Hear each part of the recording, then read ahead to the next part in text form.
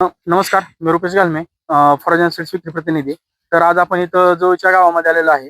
तर नितीन शेठ बाबर हे जे शेतकरी आहेत आपले, तर त्यांच्याकडे आलेलो आहे. त्यांनी आपलं फॅडबॉय या वाहनाची इथं लागवड केलेली होती.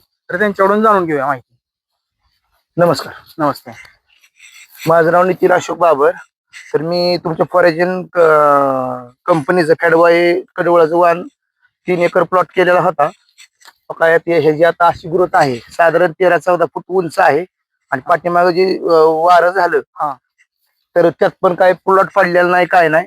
आणि दूध वगैरे पूर्ण मेंटेन आहे. फॅट एसने वाढलेला आहे. तर आणि तुम्ही पुरवणीचा चारा आहे. पुरवठ्याचा हा. पानांची संख्या बघा, ग्रोथ बघा.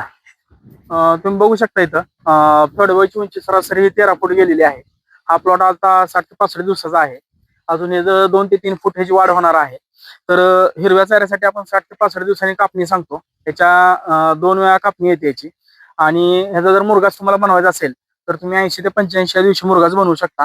ह्याचं जर एकरी उत्पन्न घ्यायचं म्हणलं तर 40 टन प्लस तुम्हाला हिरवा चारा किंवा मुरघास जरी बनवायचं म्हणलं तरी 40 टन प्लस हा पडेल.